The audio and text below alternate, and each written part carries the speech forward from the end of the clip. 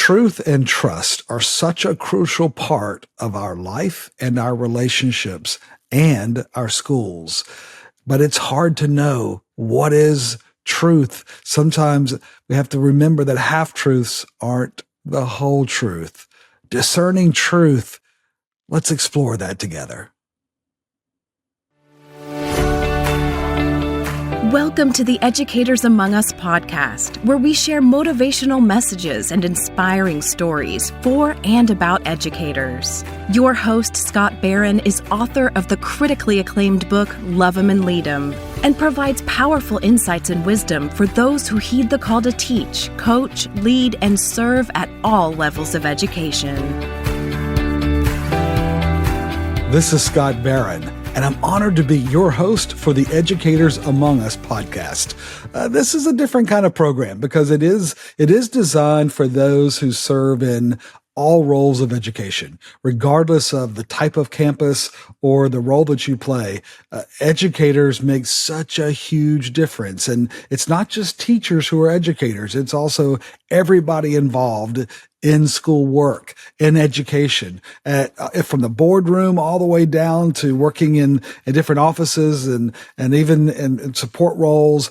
Man, it's so important that we are bought in to the mission, that we are bringing it every single day with our best. And that's why we created the Educators Among Us podcast, is just to provide some encouragement, some perspective, maybe even some challenges, some things to think about, and hopefully gives you some inspiration to go through these challenging days ahead with even greater joy and commitment to the work. And so thank you for joining us and even sharing some about the Educators Among Us story with those that are in your sphere of influence. We have educators who use this for professional development for their teams, and others just to provide, something to listen to on their commute, and or even to have some, to promote some dialogue and conversation around some of these critical issues that we face in our work. And so thank you for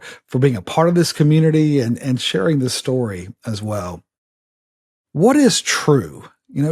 Discerning truth is something that we know is vital to our work. And in the United States, we're in the middle of an election year, and so truth becomes very pliable. People have different versions of truth, and sometimes we have people who kind of piece together certain elements, and all of a sudden they pronounce it with great veracity and commitment, but that doesn't make it true, right? And we know, of course, that sometimes we have to deal with parents or with others, colleagues and others, that they'll take little pieces of what they may know to be true, and then they'll put it together as if it's the whole story, and it's not, right? Because we know that half truth, halfway, is no way. It's no way to live and to lead. And so that's our challenge. What we want to think about today is, how do we create an element of truth, a commitment to truth, and make sure that we're using, we're not only truthful in what we say, we're truthful with ourselves as well, right? Because it matters, and how we lead and how we change lives, and doing that in a way that is honest and has integrity, right? The world has long observed that small acts of immorality, if repeated, will destroy character. These are the words of Jacques Barron, right? We know that if we keep doing it, right, if we keep saying it, we keep repeating it, it destroys character. It is equally manifest, though never said, that uttering nonsense and half-truth without cease ends by destroying intellect. It has consequences. It's actually contrary to our work in education, is having these types of attitudes and misuse of our words to even though we're trying to maybe influence and do the things we think that would be the best, it's not truthful. And one of the biggest challenges for us today is determining what is true and what isn't true. We've moved well beyond the dog ate my homework, right? That was kind of some things that we had to evaluate, to now having to determine whether the paper was written using artificial intelligence, right? Was it written, by some other, tech tool, resolving online bullying with social media and other things that our students and our colleagues have access to, even investigating endless incidents. That's the role of educators today. And it can be exhausting, because trying to figure out what's true, what is even truth, right? Teaching others to assess validity and credibility in their learning journey requires that we have a well-developed toolbox combined with an indisputable moral code. In other words, we have to have integrity. We have to have a consistent integrity, because those who mostly ignore the news and the social media, right? Those who kind of stay away from all those confusing messages that sometimes are sprinkled with some truth and a lot of not truth and some half truths, right? Those who are able to kind of stay away from those sources, I've noticed they actually end up perhaps a little more enlightened, right? And so this commitment to truth is something, it's nothing new, but the competition to try to squeeze out truth, I don't know that there has ever been so much pressure to try to spin the truth, right? Rather than love, than money, than fame. Give me truth, said Henry David Thoreau. We are all of our lives, the very essence of what we do is based on our ability to be truthful in our relationships. Half-truths have been used to deceive since the very beginning of creation. It goes way back. But when this art of seduction is mastered in our schools, we predictably fail. We fail ourselves. We fail our students. We fail our colleagues. We fail our communities.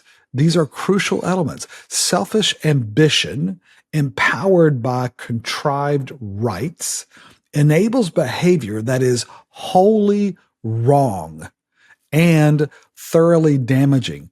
These are decisions that have very significant consequences. Our ethics as educators cannot depend on the choices of others. We cannot use situational ethics. We cannot decide our morality, our virtues, based on what's in the moment.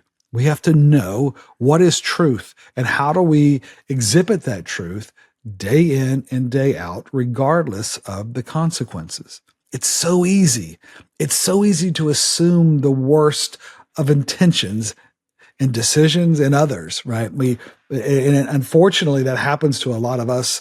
And our role as educators is other people outside the school, sometimes parents or others, they kind of assume the worst of us, and there's no joy in that. It's hard to have relationships with that, and that especially happens when there's a combining of little tidbits of evidence, right, to create a confident knowledge of events that is truly a false narrative. It didn't happen that way. And sometimes we have to remind sometimes our parents or others that, hey, just because your child came home and said that happened doesn't mean it's necessarily true, right? Sometimes their version of what happened and what other things has to be seen in a larger context, and so we have to continue to negotiate and figure out, how do we assume the best of each other while still trying to get to the truth. For where jealousy and factions are, says 1 Corinthians 9:25, there is confusion and every vile deed. Jealousy, confusion, and factions. Man, when those things infect a school, when we start being siloed and separated from each other and not trusting each other, when there's factions, when there's alliances, there's no joy in the work. And it's unfortunately, we've had a chance in our work with School Growth and Educators Fellowship. We get a chance to visit a lot of schools, and it's hard when we see educators that have had to go into that mode of thinking, and they've developed some of the habits of battling with each other and not being in connection with each other. And it really does limit their effectiveness and, of course, their joy in the work. Trust is crucial. It's crucial for everything we do, especially as educators. And it's actually what we found is it's the oxygen of our schools. It's what enables the breath and the spirit of what we do because we're so interdependent and dependent on each other. When trust and truth become circumstantial, the curse of confusion crushes culture. Right? When trust and truth become circumstantial, in other words, they're manipulated, they change based on the context, the curse of confusion crushes culture. It takes away our ability to have relations, to trust, to solve problems, to be able to rely on each other, right? Confusion makes it so much harder to listen, to think, to reason, to learn, and to understand, right? These are the challenges that we face. So how do we do that? We were created by the author of peace to live and to thrive within certain boundaries. Our design is actually created in ways that if we honor certain boundaries, we actually live a more fulfilled life. And one of those boundaries is truth. Telling the truth is a brave action because it often isn't comfortable. It often isn't convenient. But when done in love, it does enable authentic relationships that maximize growth. We need these types of connections together. So my encouragement for you this week is decide to be truthful. Decide to be truthful with yourself and with others this week, my friend, because when your light shines brightest, it's when you're being truthful.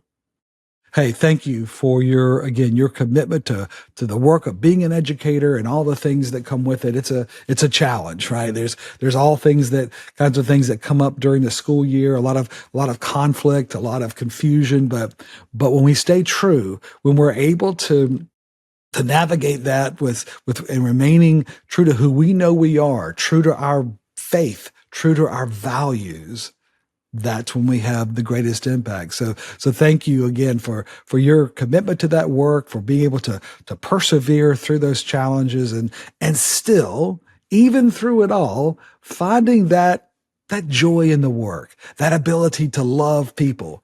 And a final thought for you as you go into this week. Did I do my best to choose truth today? Did I do my best to choose truth today? Hey, love him and lead him, my friend. This is Scott. Thank you for joining us for the Educators Among Us podcast and for your courageous commitment to this noble calling. We get you and the challenges of this work. To stay connected with this community, be sure to subscribe to our podcast and weekly encouragement at educatorsamongus.com.